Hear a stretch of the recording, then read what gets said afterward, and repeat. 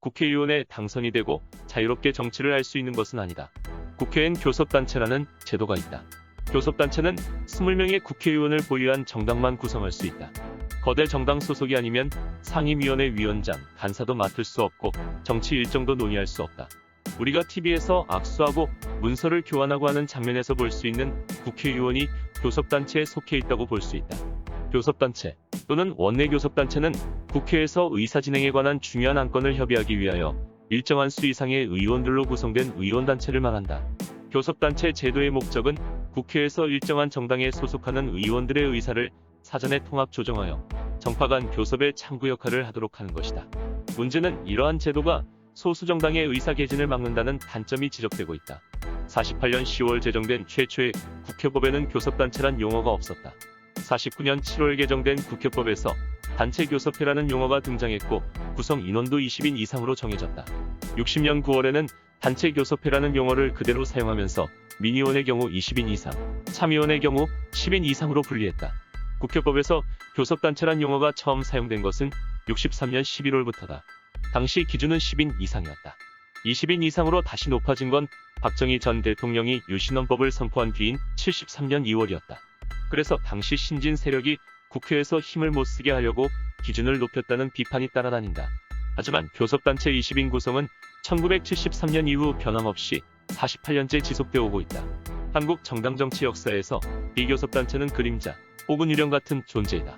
교섭단체와 비교섭단체의 권한은 하늘과 땅 차이다. 비교섭단체는 국회의원의 입법활동을 보좌하는 정책연구위원을 둘 수 없다. 또한 본회의장 의석 배정이나 상임특별위원회 설치 및 위원 선임 등에서도 교섭단체 간 협상이 우선이다.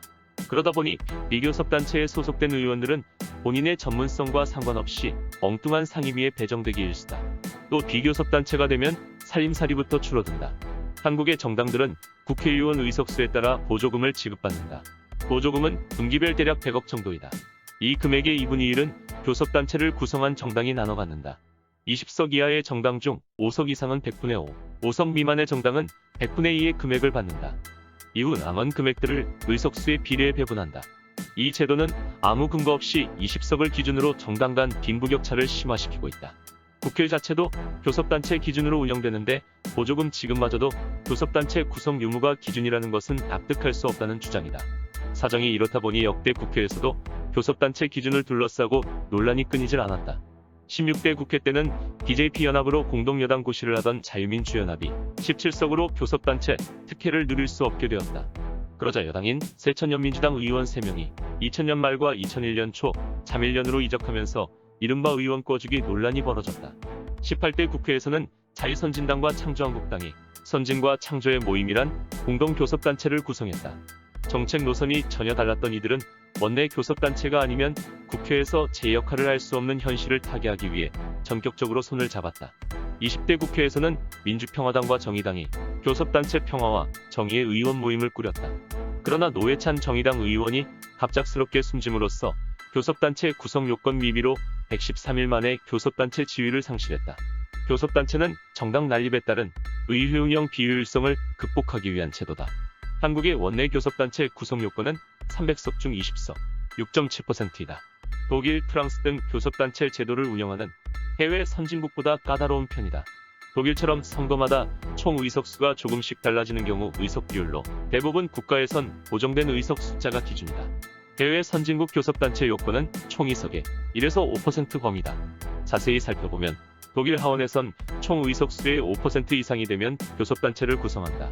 프랑스는 하원 교섭단체 기준이 15석, 총 의석 577석의 2.6%다. 캐나다 하원은 338석의 3.5%인 12석이다.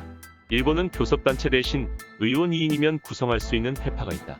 위원회 위원 배정, 질의시간 등을 배분할 때 각 회파의 의원 숫자로 기준을 삼으므로 교섭단체와 비슷하다.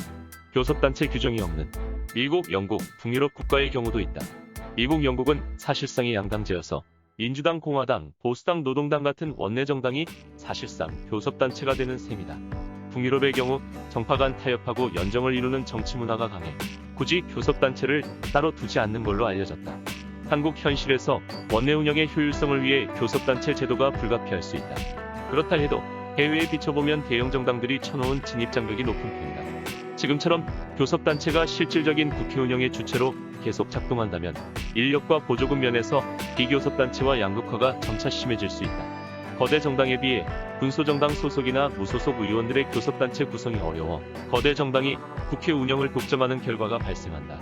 2008년 국회 운영제도 개선 자문위원회는 정당 득표율 5% 이상 혹은 의석수 10석 이상 단일 정당으로 교섭단체 기준을 완화하는 방안을 내놓기도 했다.